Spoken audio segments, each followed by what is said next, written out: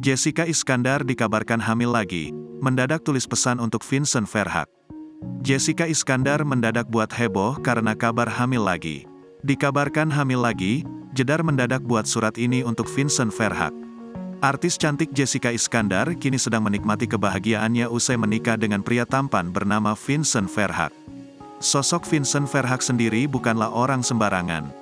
Pasalnya, suami Jessica Iskandar itu merupakan seorang pengusaha resort yang tajir melintir. Kebahagiaan Jedar kini semakin bertambah dengan hadirnya dua orang buah hati bernama El Barak Alexander dan Don Azayahyan Verhaeghe. Baru-baru ini, Jessica Iskandar dikabarkan hamil anak keduanya dengan Vincent Verhaeghe. Namun, Jedar malah tulis surat ini untuk sang suami tercinta. Hal itu bisa dilihat melalui akun Instagram pribadinya @inijedar. Dalam unggahannya, Jessica Iskandar membagikan foto selfie sang suami, Vincent Verhaeghe.